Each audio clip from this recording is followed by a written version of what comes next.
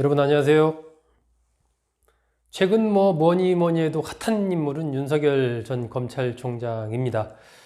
지지율이 이 한국사회 여론연구소 조사 결과 37.2%까지 나왔습니다. 이 이재명 지사와 13%까지 격차를 벌렸다. 이런 조사 결과까지 나왔는데, 오늘은 이 한국갤럽의 조사 결과를 바탕으로 지난 2월과 3월 한 달 사이에 윤석열 전 총장의 지지율이 어떻게 바뀌었는지, 이유는 무엇인지, 왜 누가 윤석열 전 총장을 지지하는지 좀 구체적으로 한번 분석을 해보려고 합니다.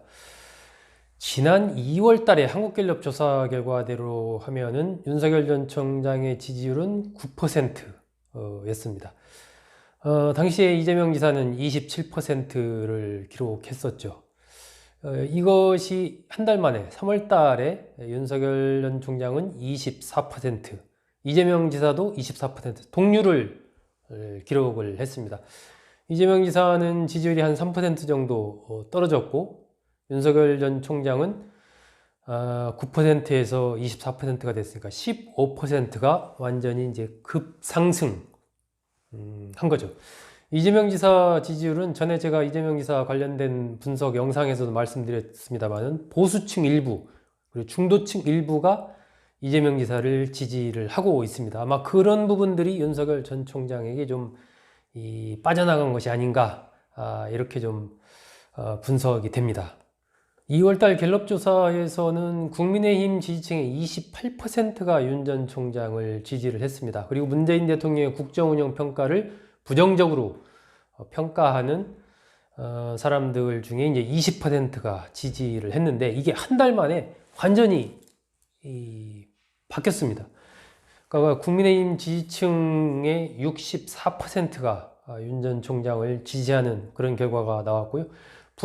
문재인 대통령의 국정운영을 부정적으로 평가하는 사람들의 40%가 지지하는 걸로 그렇게 나왔습니다.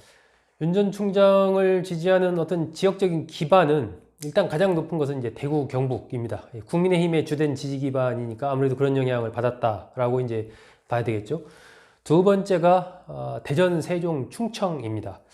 우리가 이제 흔히 이제 충청이라고 얘기하는 이 지역인데, 이쪽은 윤 전 총장의 부친인 윤기중 연세대 명예교수의 고향이 충남입니다. 충남 논산 노성면 그쪽이고, 학교는 또 이제 공주 쪽에서 다녔고, 나중에 이제 서울로 올라온 이런 이제 연고가 있어가지고 지역 기반이 좀 윤 전 총장이 있는 곳이다, 이렇게 지금 언론에서 보도를 하고 있는 것입니다.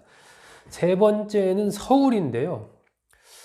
서울의 민심은 뭐 부동산이라든지 검찰과 이 법무부의 갈등이라든지 등을 통해서 상당히 좀 지난해 중반을 넘어가면서부터 문재인 정부에 대해서 좀 비판적인 의견이 높아간 그런 곳입니다. 그러다 보니까 지금 대구, 경북, 대전, 충청, 세종, 서울까지 윤 전 총장이 상대적으로 다른 이재명 지사 등에 비해서 강세를 보이는 그런 지역입니다. 반면 이재명 지사는 인천, 경기에서 강세를 보이고 있고요. 세대별로 보면 이제 40대, 윤석열 전 총장 같은 경우는 이제 50대 이상, 그리고 20대에서 강세를 보이고 있죠.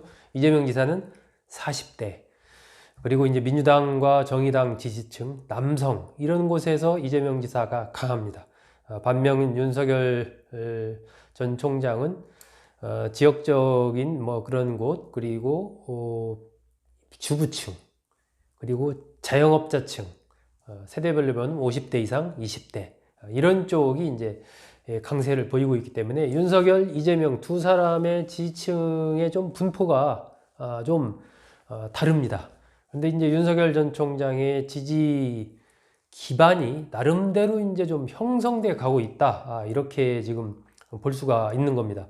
2월 달에 비해서 3월 달 한 달 만에 국민의힘 지지층의 거의 3배, 부정평가층의 2배, 또 지역적으로 대구, 경북을 넘어서 충청 또 서울까지 이렇게 이재명 지사를 앞서고 있는 그런 흐름으로 나타나고 있기 때문에, 이것이 단순한 어떤 이 거품이라고 보기 좀 힘든 그런 상황입니다. 예, 한국갤럽 조사 결과대로 본다면 이제 무당층은 정권 유지보다는 정권 교체를 더 원하는 것으로, 정권 유지가 한 19%, 정권 교체가 51%, 좀 차이가 나죠. 무당층 얘기입니다. 무당층이 더 정권 교체를 원하는 그런 것으로 나오고, 중도층은 지난해 12월부터 정권 교체 쪽으로 더 힘을 싣는 그런 여론이 계속해서 12월, 1월, 2월, 3월 지금 이어지고 있습니다. 이 한국갤럽의 조사 결과를 분석한 그런 결과입니다.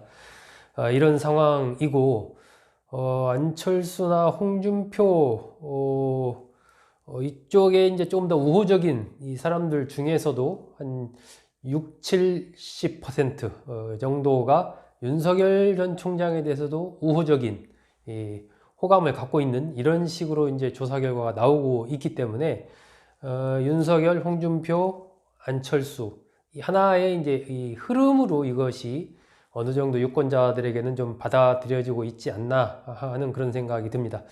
어쨌든 윤석열이라는 이 인물이 이 강력한 어떤 여권에 맞설 수 있는 이 대표적인 상징 인물로서의 지위를 어느 정도 획득했다. 그리고 안철수, 홍준표 등과의 이 지지층에서의 호감도가 상당히 겹치는 부분이 있기 때문에 앞으로도 더 확장 가능성, 중도로의 확장 가능성이 있다. 현재로서는 그렇게 판단을 할 수 있을 것 같습니다. 아직 뭐 시간이 좀 남아 있고, 현재 당원 당규대로라면 11월 9일까지 이 국민의힘 후보를 선출하게 돼 있습니다. 그러니까 4.7 재보궐선거 이후에 정기에서 어떤 재편의 흐름이 펼쳐질지 뭐 이렇게 지켜봐야 되는데, 일단은 어쨌든 이 윤석열 전 총장의 지지율의 이 상승세의 흐름이 참 상당히 무섭게 가고 있다. 그리고 그것이 어떤 힘을 갖고 실제로 굴러가고 있다. 이렇게 말씀드릴 수가 있습니다. 오늘은 뭐 윤석열 전 총장의 지지율, 누가 윤석열 전 총장을 이렇게 여기까지 떠밀어 올렸는가에 대해서 알아봤습니다. 여러분 감사합니다.